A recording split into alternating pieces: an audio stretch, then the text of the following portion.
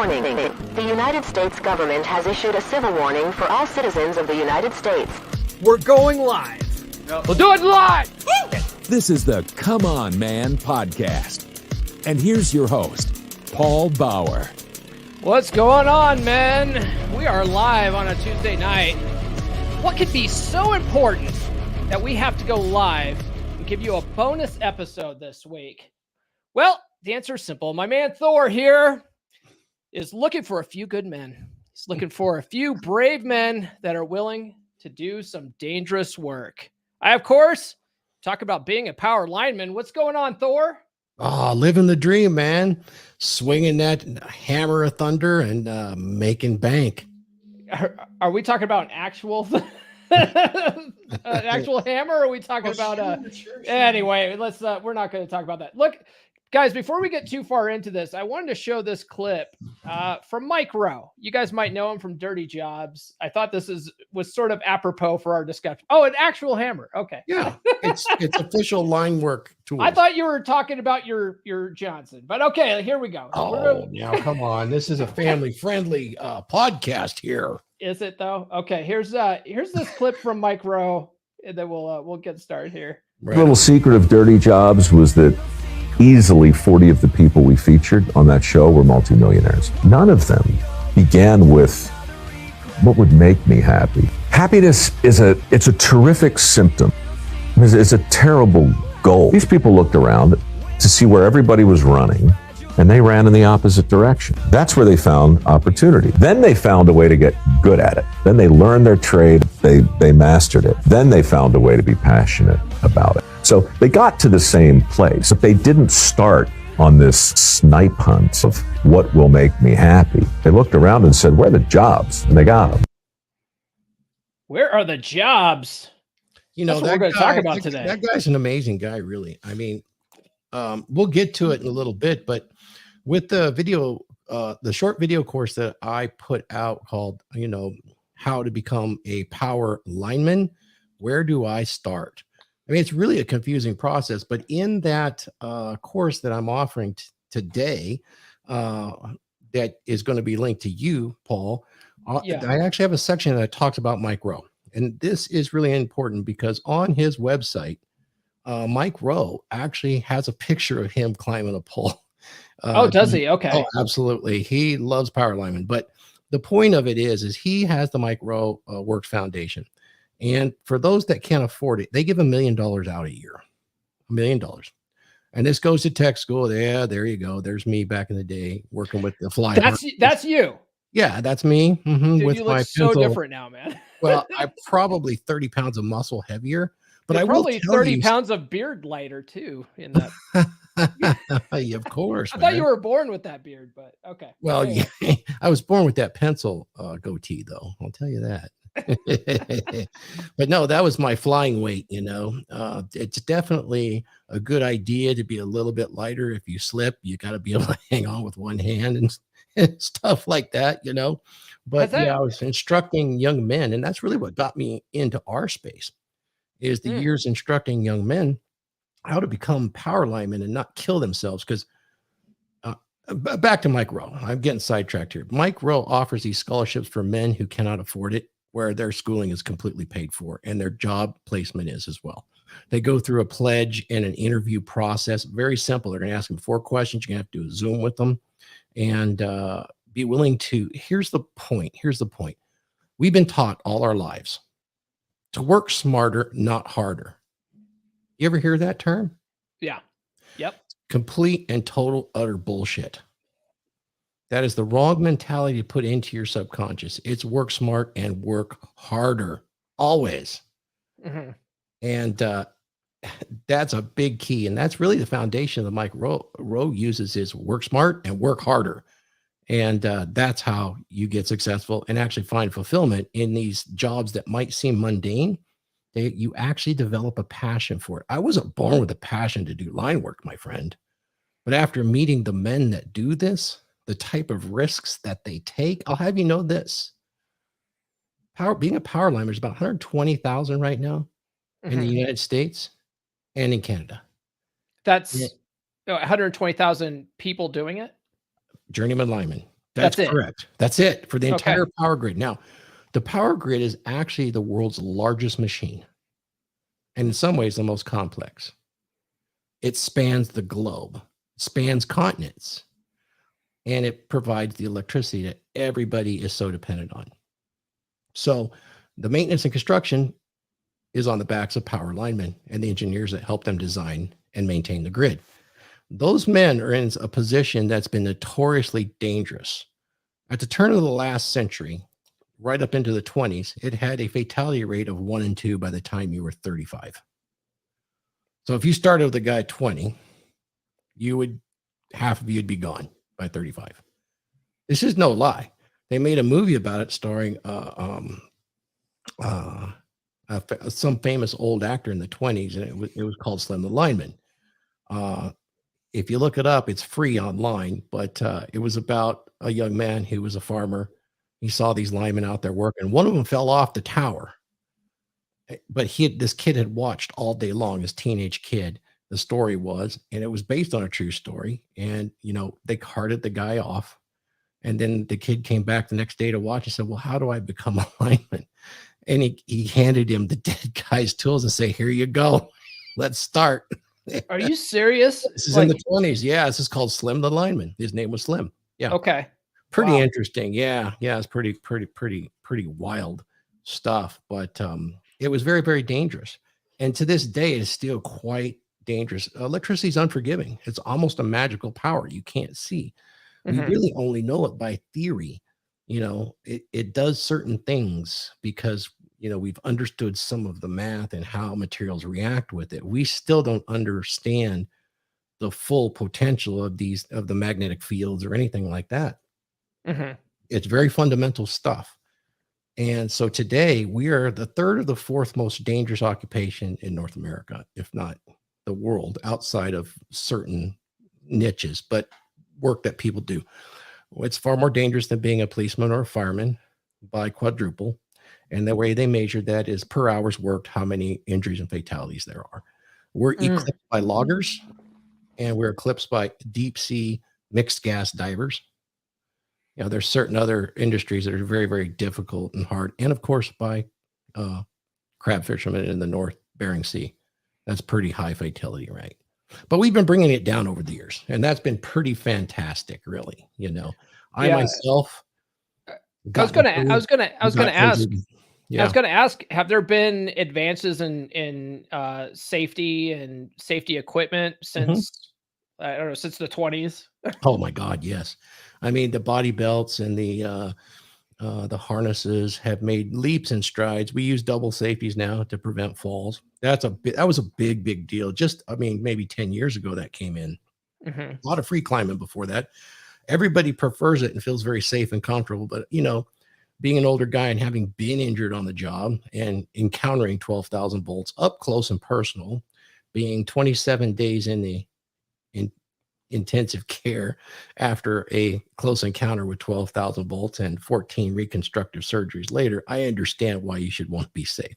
So double safeties, we use fire retardant clothing anymore, face shields, things of that nature to try to reduce the impact of these tremendous energies that we deal with, even barehanded sometimes when we put the steel suits on and climb out hundreds of feet in the air off a helicopter onto these lines in order to keep them energized so that your power doesn't go down, so you can keep streaming, Paul, and you don't have any interruptions. Well, that's actually kind of a good thing that you brought up, that we use this, right? I use this for streaming. Everyone uses electricity on a daily basis, but one of the things that I believe it says on the description for your course is that was it like 45% of these linemen are almost at retirement age, and there's a massive shortage going on? That is correct. And it's even worse here out on the West Coast. And I'll talk about that in a little bit and why the course is priced the way it is. That's an interesting point I want to make. But yeah, across the nation, power linemen and journeyman linemen are older. I'm over 60. There are a lot of guys like me. In fact, in the next 5 to 7 years, 45% of us will be over 65 years of age. In this incredibly physical, hard job. We cannot replace them at the rate that we want to replace them. There will be a period of time in which we will have a 5 to 10 year gap in enough guys to do the work. And this is one of the reasons I wanted to get this out there to young guys that might have checked out of the job industry because they're not making enough money. They're not happy cube farming somewhere. This is a really different type of career that will not be replaced by robots anytime soon until they can build one that is fully capable of all human function physically. Because in order to protect the public and society, we have to keep electricity isolated. In order to do that, we have to put it deep underground. And that doesn't actually last very long. That's about a 15 to 25 year lifespan on what we put underground. The materials don't last that long. And the materials that do, they're toxic. It's like lead and oil and stuff like that. More inert stuff. We tried to make it last. The industry created PCBs, the miracle oil that lasted forever, and we found out how bad that was, you know. But wood, aluminum, copper, the stuff we put in the air on steel towers, that stuff lasts. It doesn't break down, but it lasts, and it's ugly, but it lasts, and men have to maintain it. And in order to have power, there will always be guys that have to do that. And most of it's been put out of sight in very rugged environments, very harsh environments, for the purposes of people just don't want to look at it. You know, I'm dead serious. It was called beautification. This happened some 50 years ago. It's called the beautification program. And that was to move all of the power lines in the backyards or put it up against the mountains, particularly here in California. We put it up in the mountains and in places where we couldn't see it down in the city. And it ended up being a huge mistake because when we have the fire, when they have fires, they have massive power outages because of we wanted everything to be beautiful. Yeah, where are all the fires at? In the national forest?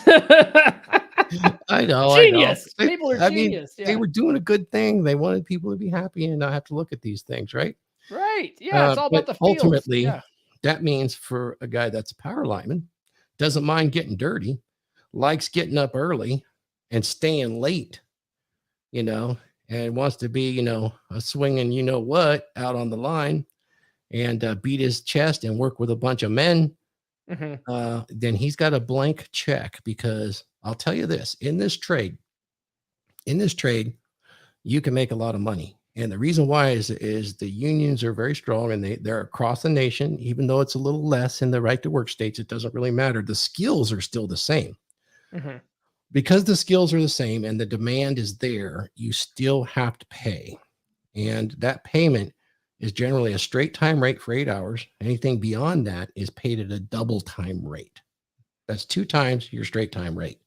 If you go above a certain, and it varies region to region, but if you go above a certain footage above the ground, it's called high time rate. That once again doubles the pay. If you are a fly lineman or do human external cargo where you're working off of the skids or working off a long line, that induces a premium to your hourly rate on top of the double rate. Does that make sense?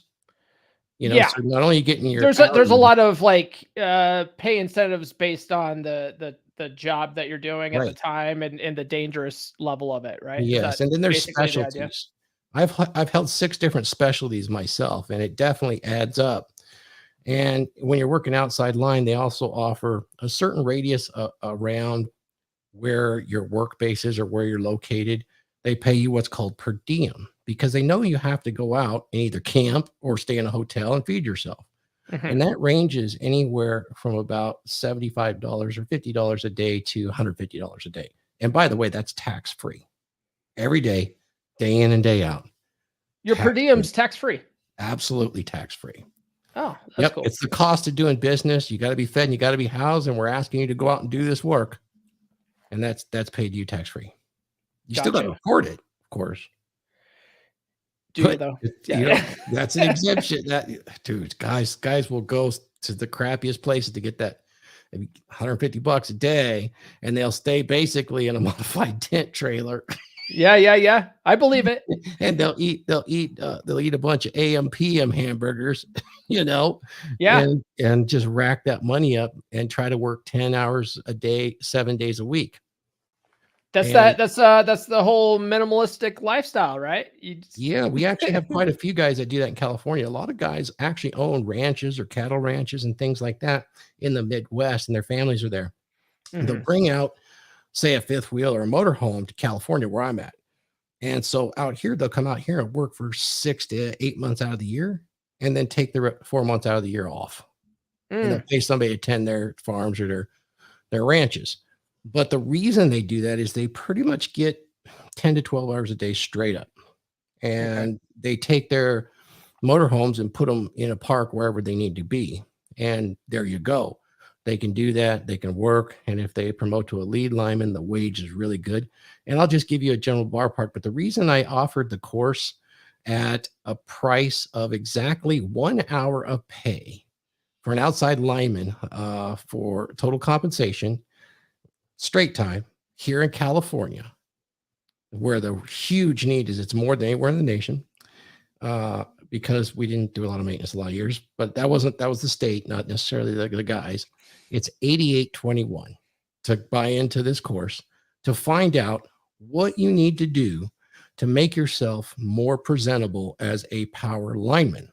And that's kind of what I walk you through in about an hour. And then I give you all of the contacts for every school across the United States and Canada. So you'll have the websites, the phone numbers, the address to all the schools, and to all of the outside line qualified joint apprenticeship training committees, which is affiliated with the IBEW. So you'll at least know where to go. And then the really important thing is, as I will show you and give you links to where you can start your certification process and make yourself even more valuable by obtaining a commercial driver's license, a fixed crane operator's license, and a heavy equipment operator's license. And you could go even further than that. And you can get a rope access technician certification. So you can stack these things up. So when you actually make your application, well, they can't officially take you for those reasons and other reasons. But if they see that on your resume, it's extra training that they don't have to pay for, which might make them more inclined to pick you up, shall we say? Yeah, it's more attractive. It's I call it I call it resume fodder. It doesn't necessarily. Well, it's important too, because you can make a living on just those certifications. Oh, sure. Yeah. But it also, it just makes you more attractive. And if they're looking at two possible candidates and you're loaded up with certifications, like, you're just going to look like the better candidate. It's all about competition and stuff too. Speaking of competition though, and we touched on this a little bit. We talked about how there's a shortage. There's a shortage of linemen. And you sent me this news article. I wanted to show that real quick here. Oh yeah, please do. This is, I think this one, if this is the news report, it's a couple years old, but it still stands. Yeah, it looks like it's from 2022, but let's see if we can play this here for people. Yeah, it's a good one. There is a shortage of electrical linemen. It's a national crisis that Can you hear this okay? all of us who use electricity to power our homes, schools, and businesses. And it's the focus of tonight's critical careers. Tom Overley's at the other side of the studio. Tom. Right, Caitlin, that shortage of linemen is due to a couple of factors like baby boomers retiring and hiring slowdowns during the recession. I caught up with a few who work for People's Co-op to get a closer look at their jobs and get the pros and the cons of the profession. It just covered everything. The Halloween blizzard and ice storm of 1991. Literally the thousands of people who were affected and all of the phone calls. The enormity of it. Utility lines and poles snapped under the weight of ice, cutting power to more than 20,000 in southeast Minnesota. Without power, thousands were left literally out in the cold. Many found shelter at the Red Cross and the mall. More recently, in Florida, Hurricane Ian. That storm also damaged the power grid, leaving millions without electricity. These are the men and women who sweep in to fix things. Qualified electrical linemen. They're the ones who maintain our power lines that keep electricity flowing to our homes, our schools, our hospitals, and businesses. There are new lines going into this development. Yep. But there is a crisis, a shortage of linemen across the U.S. Industry says demand for experienced linemen, called Journeyman, is expected to climb now 8.5% in the next 4 years. This year alone, more than 21,000 job openings remain. Without linemen to build and maintain the lines, our nation's power grid is threatened. These guys are working 10-hour days. So what does it take to fill these important roles? The journey as a lineman begins with extensive training. A lot of community colleges, technical colleges within the state of Minnesota here offer power line programs. And depending on the program, if you get accepted into an apprenticeship program, you can work as a paid apprentice. You learn the knowledge and skills to pass that apprenticeship, which takes about 7,500 hours. And then there's the nice paycheck. Can be anywhere from 25, as just starting out, up to 50, 55 an hour. Tyler Steinbrink is a crew leader with People's Co-op. I graduated line school in 2012. He likes the variety that comes with the job. And it's ever changing. No 2 days are the same, no outage is the same, no job's the same. Right. It's always something different.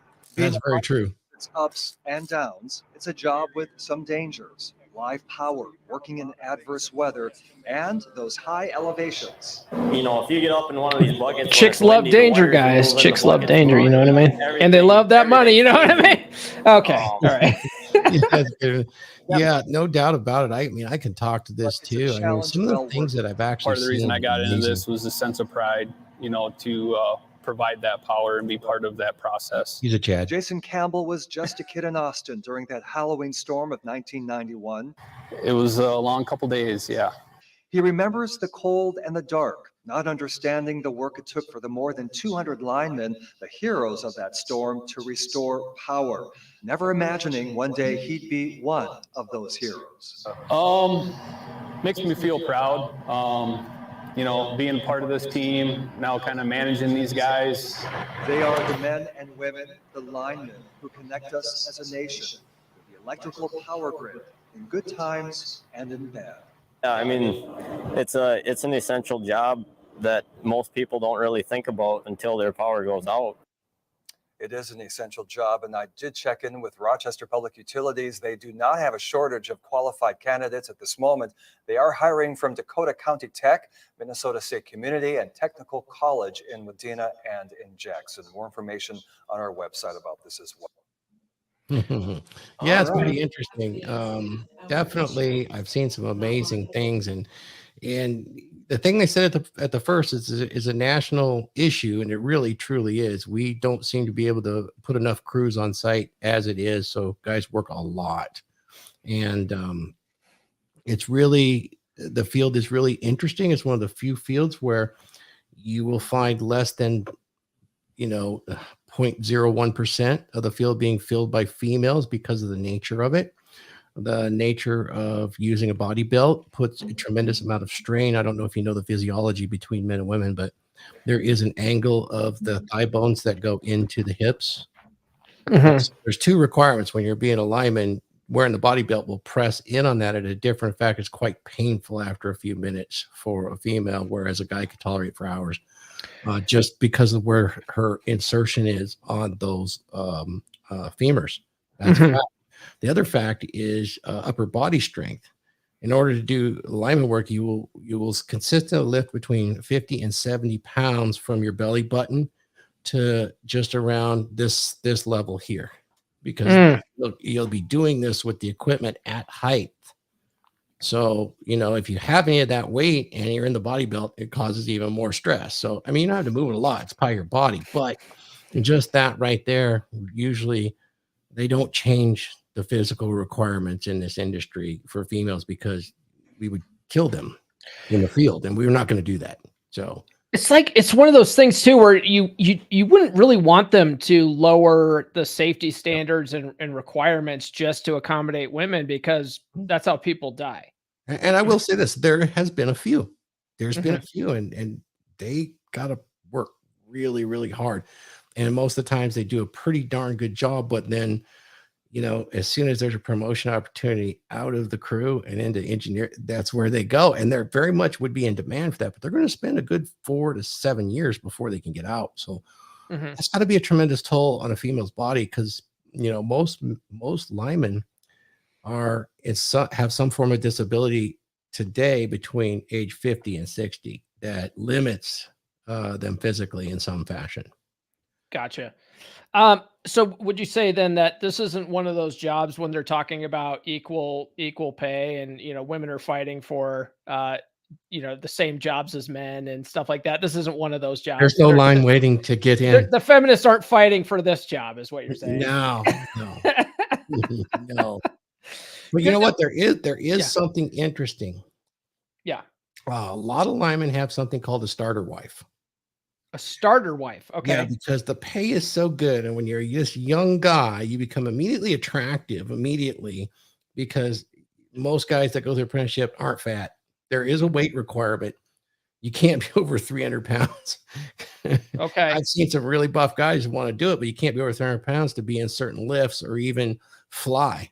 So, if you're going to really make the money, those guys aren't, 200 pounds, 220 is about max.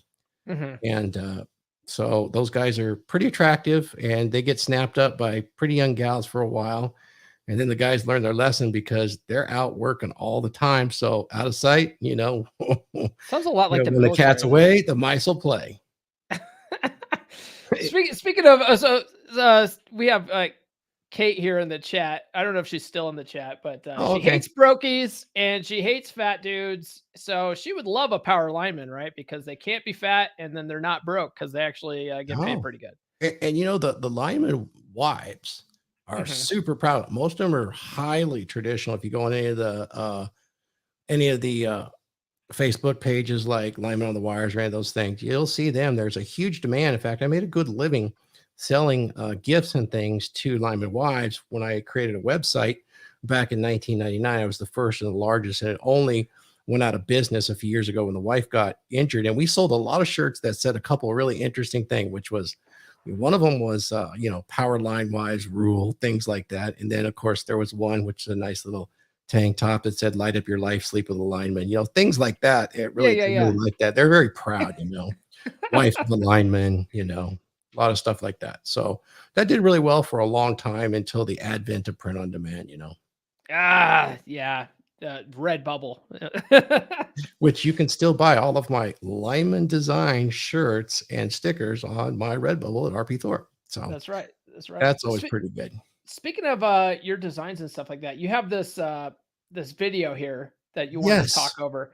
Let's show that. Let me preface this video. This video was made back in 2012 and 2013 because, go ahead and play it. This is during the Hurricane Sandy season, and I was training young men.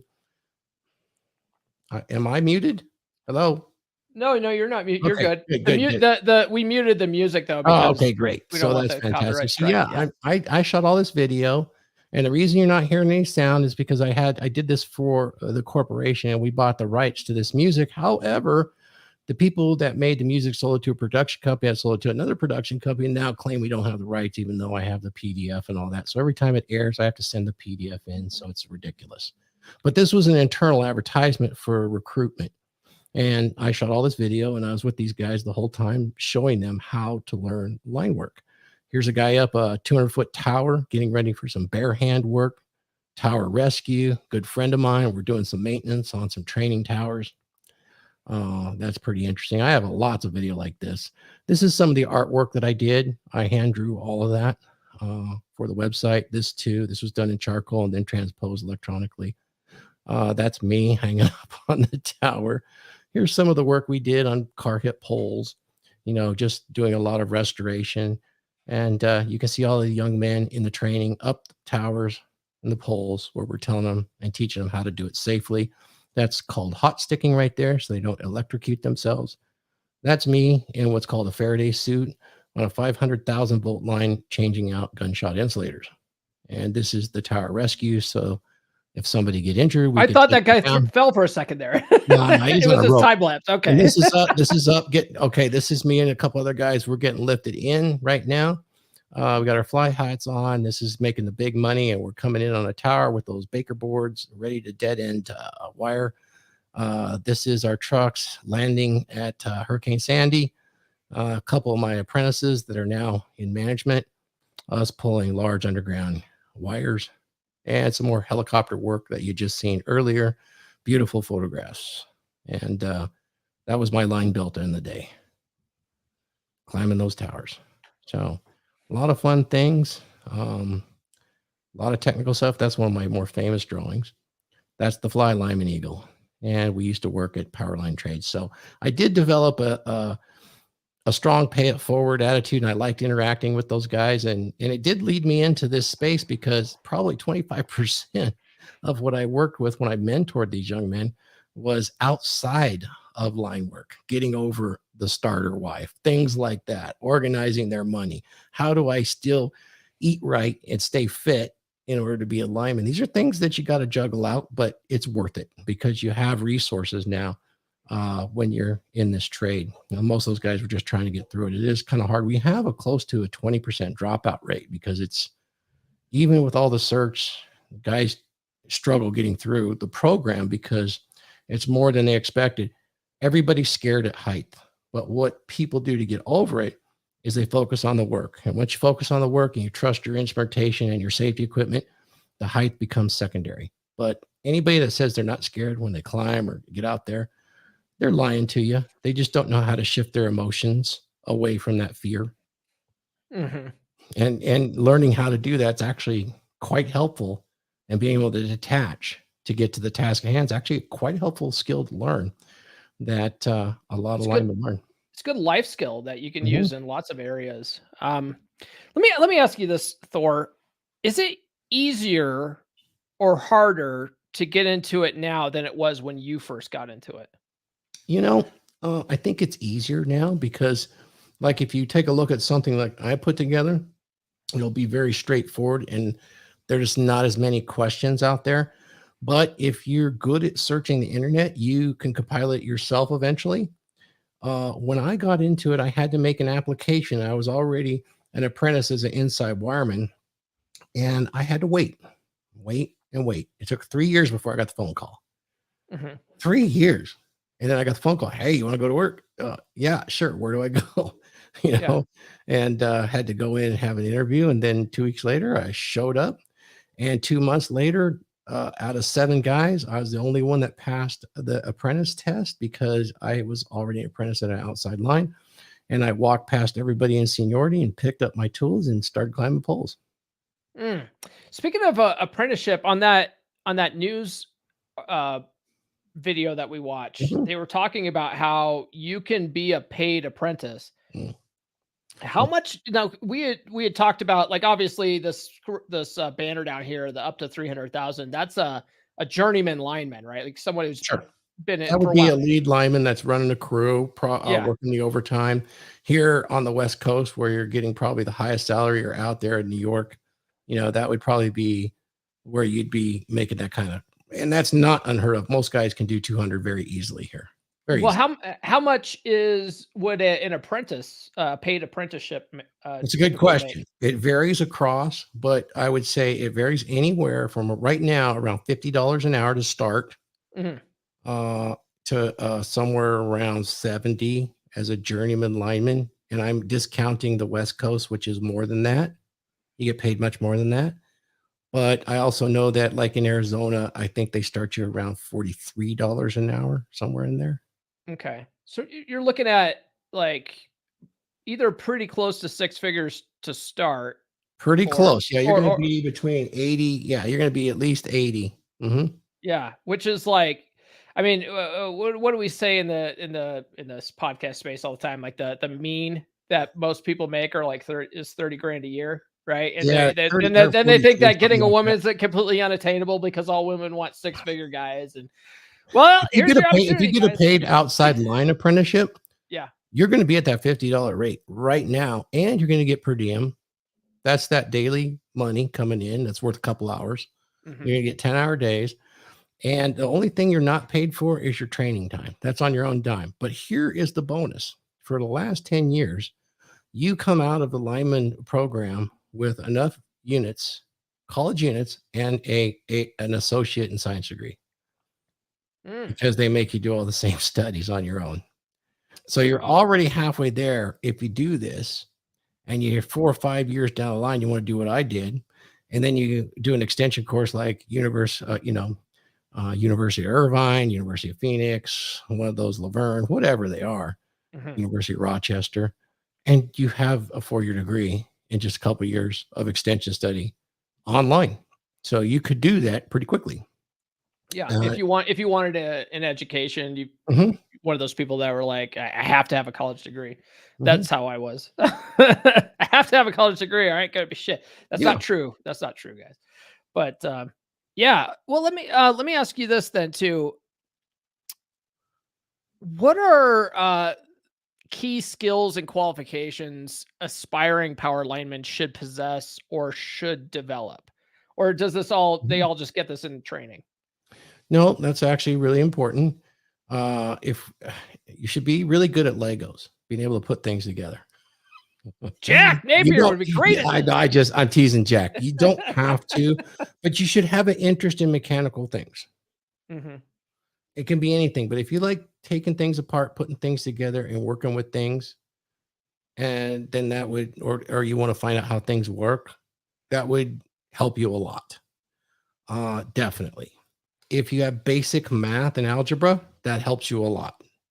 How does math help? I'm just curious. It doesn't help you until you're actually a journeyman and you have to calculate something like voltage drop across a series of wires, or how much actual power is being consumed so that you can size a transformer or a fuse. That's where it comes into play. And then there's even a lot more you can do if you actually have the algebra. Because people will task you, not everybody goes that far. But if you have the electrical knowledge, people will ask you to do things, design systems, design raceways, how much size of wire to use, things like that. People will actually ask you to do, and you'll get paid extra money for that. So that's always good. Okay. I was curious. So you guys don't have like special calculators to calculate all that kind of stuff? You guys just use like pen and paper, or what? You can. Yeah. Then it's done for you on the damn phone. If you want to just plug it in the phone, you're good to go most of the times. But that's what I was going to ask. Cause I obviously, my day job, I work in IT, and I had to learn in school. I had to learn how to like convert base 10 to binary, so that I could, figure out how to do subnetting and all this stuff. But on the job, I never once had to do that in my life. You'll actually need Ohm's law. That one you're going to use day in, day out. Okay. You'll actually use that on this job. You got to calculate KVA. You got to calculate wire size. But go ahead and put Phil Brad's comment up, because I'm going to rip him. Okay. What's he say here? He's calling me John Revolting, RP Thor lineman. Oh, so you saw the movie they made about me, huh? John Travolta did a Power Lineman. He did a Power Lineman movie. That was some kind of B-grade movie on the Storm, and there was some kind of drama between his daughter and some other up-and-coming lineman that wanted to be a foreman. Shit. Oh, know, there's actual movies about linemen. Yeah, John Travolta did one. A real poor imitation of RP Thor, but yeah, he did one. He was trying to emulate RP Thor, huh? Yeah, but they try to be serious and pay homage to linemen. But most people find it as invisible as most women find men. How many times you notice a guy on a power pole? And it's so prevalent that most people don't even call them power poles. What do they call them? Telephone poles. Exactly. You know how much telephone's on poles anymore? Zero, and has been that way for about 60 years. Really? Yeah. I guess it is all like fiber. They're fiber lines now. They've all been almost exclusively owned by power line companies, and the telephone companies rented from them. And it was telegraph poles before that. But by the time Edison had leased his power and Westinghouse, it was all utilities, So definitely. Oh yeah, Wichita lineman, man. There you go. There's also some power lineman bands out there, country western bands and stuff. I always thought it would be death metal, but no, apparently not. Country western. It seems like. Yep. I think country folk. Wichita lineman out on the line. Yep. Keeping that power on. There's some pretty amazing art out there around it, but most people don't even see it because they do their job, and we keep the lines energized for the most part here in America. Yeah. That is not the case worldwide. Yeah, I would imagine it's one of those types of jobs where it's like the wizard behind the curtain, right? Like you only have to call the lineman when something's wrong, and then it's like, these effing guys can't keep the power up. But when the power's running great, out of sight, out of mind. We don't need these guys. We don't need these guys. And next thing you know, there's a shortage of them, right? Yes. Yeah, that's very common in any kind of trade where you're doing any kind of maintenance and you're fixing stuff. As long as everything's working right, now all of a sudden they're starting to review budgets, and it's like it's the wrong time to cut budget. Exactly. And here's where, if you get into the industry now, if this suits you to be exposed to elements, guys, I have flown through a place called Afton Canyon in Death Valley in a helicopter 50 feet above the ground, watching for broken poles and broken cross arms. And the things I've seen is I'll see freaking, this huge range bull, just things, I've seen full horn, full curl, bighorn sheep and mountain lions and all kinds of crazy stuff. Seen bears, in the desert, wild stuff. Have you I've seen coyote packs off the helicopters, and doing all that kind of work. It's wild, man. It's absolutely wild. Have you ever been out in like middle of nowhere, national forest, somewhere like real deep, like humans don't go there because there's no trails? You ever see a Bigfoot? Ever see a Bigfoot out there? No, but there's some lion with some big ass feet. Never seen a Bigfoot, but I mean, there's some big ass, burly, hairy dudes. That's for sure. What's really some of the most fascinating times is I did my apprenticeship across the Mojave Desert, and we're actually starting to get some of the weather that I saw back in the late 80s here in California now. And it would be monsoon or that super El Nino. And every afternoon we get thunderstorms that roll in. And I've been on so many thunderstorms. Now we don't tend to get out there as much because it's dangerous. But we would work in the thunderstorms, and I can remember being on the ground watching the lineman in the air, and I'd see lightning strike. And I've been on the poles before, and you could see the lightning strike. You haven't heard it yet, and then boom, you'd hear it. But then you'd see the lines. They'd do this, and you'd hear a noise going when the lines would twist because they got over amplified, and it would shake and break arms because the electrical discharge to the ground would hit and induce a amperage into those lines so vicious at one point, like a bubble, it would shake them and move them all over the place, and the poles would move around. You'd hear them coming down the line, go and then go past you because they're shaking the line so violently. I can remember seeing strikes right above me and seeing the guys above me actually glowing in the rain. It's just wild stuff I've seen. So, are you guys when it's a thunder and lightning, electrical storm like that, you guys are out there working, or do you guys come down for safety? We used to work right through it. Yeah, we would just work right through it. It's like you're working with electricity anyway, so fuck it. We work it now. We kind of back off in the rain because of the fatality and error rate, and we tend to wait it out for a few hours and then go back. And then the same with the lightning. If the lightning's in the area, we now have safety rules. Says, you know what? There's lightning in the area, and it's starting. Go ahead and you cap up, and it usually passes within a couple hours, and then the damage is done. Then you go fix it. There's no reason to be in that kind of hurry. We used to beat our chest and say, "Here we are to save the day," and nobody knew. only we knew. We were the only ones recognizing ourselves. We were Viking linemen from hell. Yeah. No recognition, just no respect, no recognition. But you know what? We knew. You knew. There you go. Sometimes that's all that matters. Right. Okay. Now you touched on some of this a little bit already, but how does your course help individuals with no prior experience or knowledge in the field of power line get started?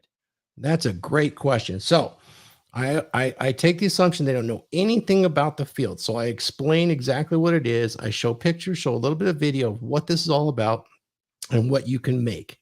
And then I explain about the apprenticeship programs. There's 3 different types. They're all accredited, and you have one with the private utility companies. You have one with the private utilities and the co-ops, and then you have the municipalities, and then you have what's called outside line. Outside Line is sponsored by the International Brotherhood of Electrical Workers, and in my opinion, offers the finest training on the planet. And there's 5 or 6 of the national joint apprenticeship training committees that's sponsored through the union. I believe they're nonprofits, and they regionally take applications and they introduce those guys and train them from the ground up. What they like to see is a guy that's gone to trade school for 3 to 9 months to get some certifications. And what that is they want to see that the guy has the lingo down. All of the parts, equipment, and the techniques in the trade have their own language specific to that trade. You need to know that. You need to know your basic safety, what you can wear, what you can do, where you can step, what you cannot step under. And then they teach you all of the basic equipment and what to know about it so you don't get yourself cut in half or pinched or drug up in the air, things like that. We call it getting in the bite because those things will bite you. That's actually not the reason, but there's in the rope, there's something called a bite. And if you get your leg in it, it's going to pinch it right off. So there's a lot of that. They teach you basic rigging, basic knots, basic safety. And then in some of these schools, they actually get you your commercial driver's license so you can drive the big digger derricks around and the boom trucks. And then you can drive the heavy equipment. And then they'll even give you the extra crane certs. And then they can even give you rope certifications, rescue certifications. And now you have CPR and you have first aid. You're basically, here you go. We gave you the raw stuff. And now you can be accepted into an apprenticeship. Those are the guys that always get preference. You can make your application as something else, but you're going to end up waiting for many, many, many, many months, if not years. And then they also prepare you for the interviews because there is an interview process to become an apprentice. And they really want to feel you out and know that you're a guy that can keep your word. You're going to show up early and you're going to stay late. And there's a lot of ways to do that through just talking with somebody. And they want to know how much this would mean to you and if you have the potential to develop a passion for it. They do that because it costs right around $250,000 to train a power lineman. And these companies fund it. And that's a big, big deal. And if you get halfway through it and you just say, yeah, it's not for me, that's a big loss. Now, there is one redeeming factor. Once you get these apprenticeships, they're going to send you out to one of the companies that's contracting for the major utilities. And at least you'll get paid and you'll be able to start doing work at a reduced rate hourly. That's when we were talking about the 40 to 50 to 60 bucks an hour. Yeah. And then you get these incremental steps until you have got your certification or your what we call a card, a journeyman card, journeyman ticket. And then roughly how long does it take to go from apprentice? Like say you're a go-getter. It takes 3 years. 4 years. Okay. Yeah, some of the private utilities will do it in 3. They have an accelerated program because they really try to get guys out on the line as fast as they can because it really behooves them to do it. And generally they pay a little less than the outside line guys. They pay less, but the advantages of a municipality is that when you're working in a region, you don't leave the region very often. So, you're home pretty much every night. That's a good thing. Yeah. But that's if you work for a municipality or a private utility. Like for instance, the power company out here, it's a co-op. Yeah, so it would be very similar to a co-op. Yeah, absolutely, the private utility. Although the co-op's nonprofit, they put everything back into keeping rates low and equipment up and things like that. So basically, I tell the guys, here is a sample. I show them a sample. They get a copy of a sample resume that they can build that will help them when they make their application. Now, they won't be sending it in. Almost all of these will be online, but they'll have the fundamental knowledge of what they're going to have to provide into it. They'll also have a list of all of the schools if they want to go to line school, which is the preparatory school for becoming a power lineman. In those schools, they can get their certifications or they can seek certifications separate because if you have the certification separate, you could go to work right away. Crane operator, driver, all those sort of things. So you've got a couple of routes to go to actually make application to these larger utilities. Now, nothing's going to stop you from making application right away.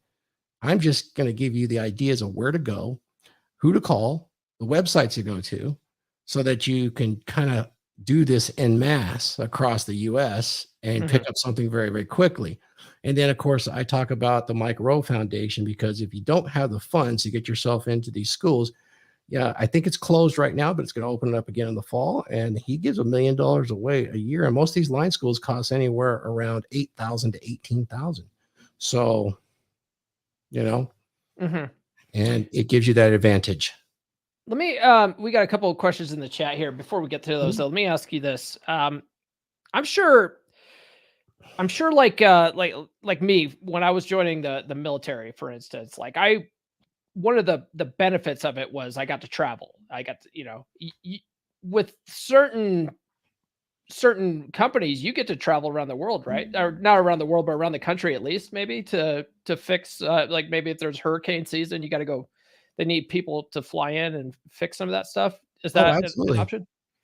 Any one of the outside line companies out there all run out to every one of these. I mean, Hurricane Sandy, everybody went. Yeah. You know, in Florida, everybody goes every Florida.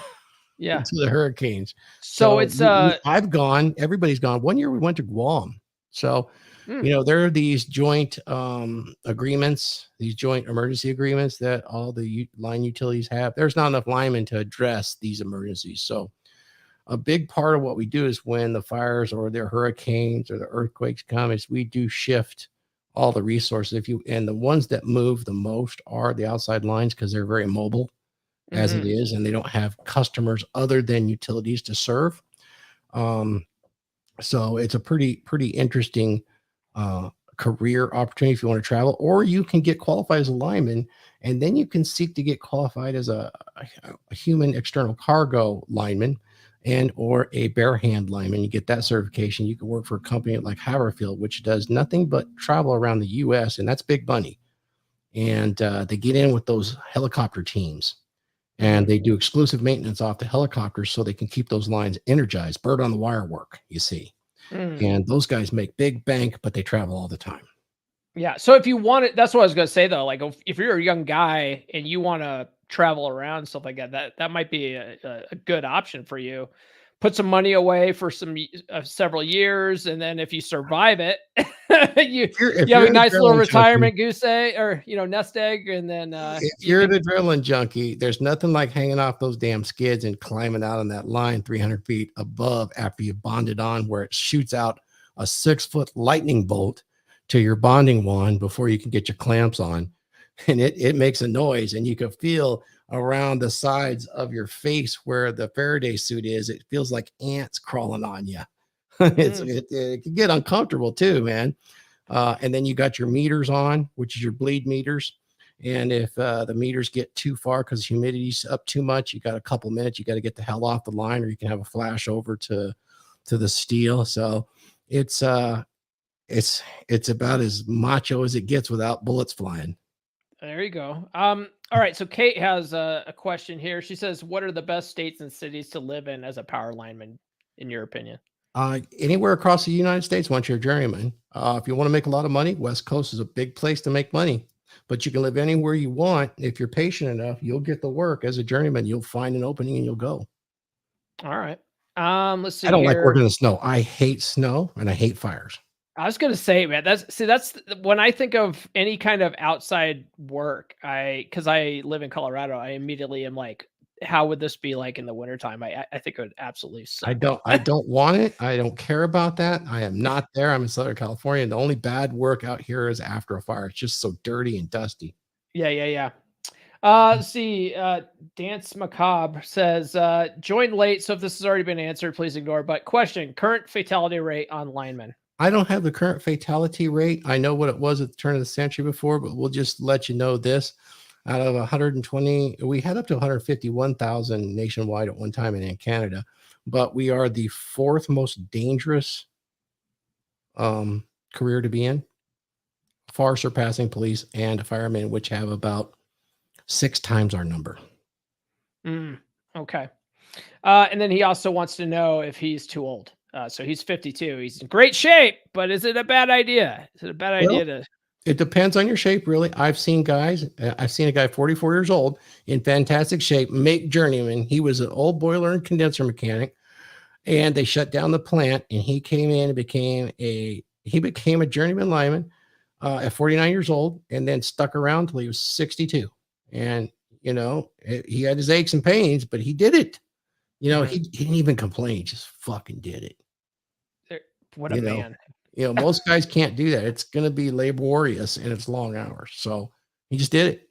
So I can't say that it can't be done. It can be.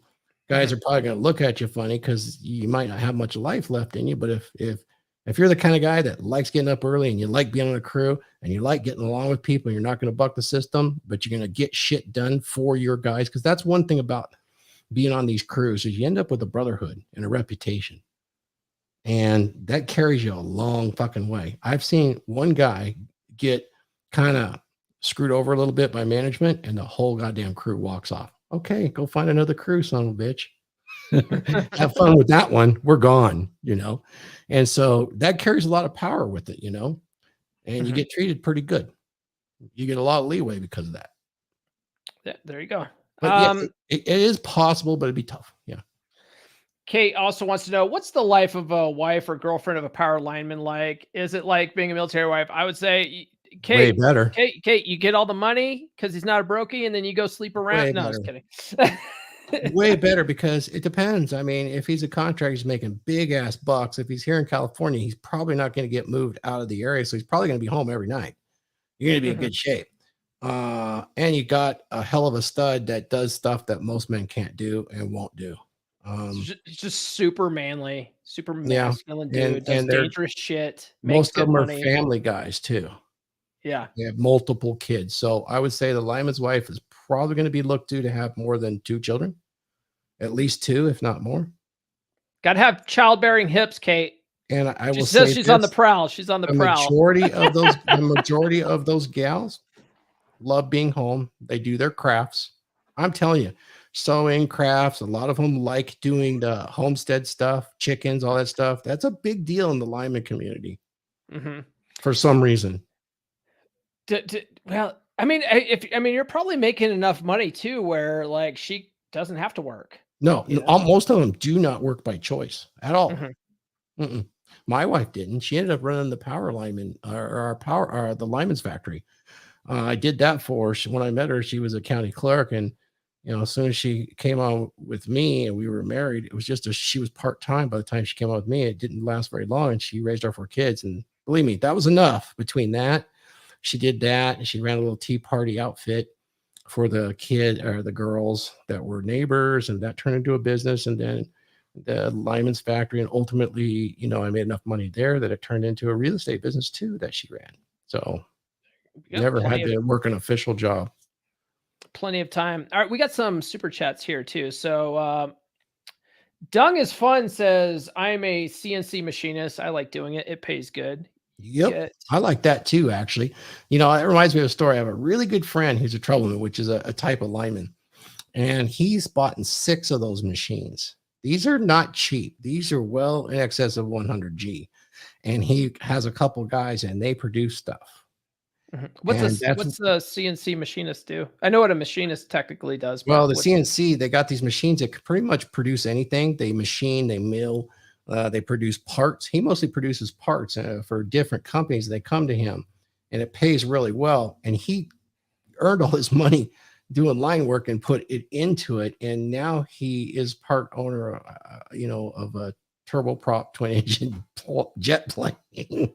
Our turboprop. Yeah. And has fun flying and doing all these other things. And I think he's about, 44? All right. So he gets this sound bite here. All right. Let's see what else do we got here. We got Nathan. Brother Nathan says, my grandfather was a plumber, also a great field. He gets. Yeah, another one that people don't like to do because it's dirty, so you get paid really well. Yeah.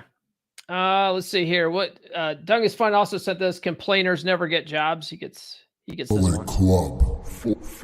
Yeah, nobody likes that. Nobody likes complainers. And you'll get a group of crews that start complaining, and shit goes downhill. It starts to spread like cancer, and hopefully you end up with good crews with good work, and you get a couple of good ones in there that are about the work, and it'll squash that, and those guys will go somewhere else. Nice. You got them in every trade, though. Oh yeah, yeah. Debbie Downers. We got Chad of Arabia. I sent $7.99. What is that? Saudi Arabian dollars. So skull to men doing real work and getting paid. He gets this one. He gets. I was just gonna say it. This guy fucks. Am I right? He does. He's cool, man. Yeah, Chad's a and good Kate guy. Ann, I know lots of young linemen, they're around, especially when they hit right around 33, 34. If they're not already snapped up, that's what you want to get them right about late 28. Late 28. Yeah, if you can, because they start making such good money at that point. Everything that's single in the area that's kidless and the ones with kids start immediately putting They're doing rugged manly stuff. They're making money. They put the lockdown on them as fast as they can. I swear to God, they do. There isn't one of those young guys out there. It's very rare to see a single lineman that's in his 20s or 30s. Very rare. I believe it. All right, Thor. Well, we're at an hour here, guys. The course, check it out. The link's in the description. If this sounds appealing to you at all, definitely check it out. Did you drop the link? Yeah, the link's in the description. It's also pinned in the live chat if you guys want to check it out. And then Thor, tell them again why the price is why it is. You guys, it's not a question if you can afford it. It's can you not afford this? You really need this if you're interested at all, because number one, it's going to tell you if it looks like something you want to do and give you every step that you would need to make. I've done the research for you. I'm in the industry. That's going to get you in a place where you're most likely to have your application accepted. That's what it's all about. And to drive that home, I took the loaded hourly rate of a lineman here in California and made that the price of the hour-long course and the documentation at $88.21. Yeah. That's so cheap. If you guys buy that, take the course, use all of Thor's references and links and follow the instructions and get a job, you'll make that money back 100,000 times over. It's well worth it, I think. Thor, thanks for joining me, man. I really appreciate it. Appreciate you. Yeah, exactly. Not much at all for what's offered. Hey, there. shout out to Michael. Yeah, Mike's a good guy. Mike's like, oh, nice, more clips. All right. Well, Thor, where can people find you online, man? You can find me and the course on becomedurable.com. Just scroll down and look for how to become a power lineman. What do I do? So there's a question mark there. You can find it. You can click on that link. It takes you right to the Gumroad and you can pick it up right there. You get to keep it forever. There's some PDF documents in there with links and with lists of all of the schools that you will need across the entire nation. And it will get you settled in to where you can decide whether this is a career path you might want to follow. You can find me there. You can also find me at RP Thor on YouTube. All right. Well, thanks a lot, Thor. I appreciate it. That's all we got. I think this episode. Tune in tomorrow morning, 10 a.m. Eastern time. I'm going to be talking about how to be unshakable around the whammy and anybody else for that matter. It's going to be a good episode. Thor, thanks for joining me today, buddy. I think we'll sign off here. Let's I'll chat with you after we close out here. This has been the Come On Man podcast. Follow Paul on social media. The links are in the description. Now, go out and get it.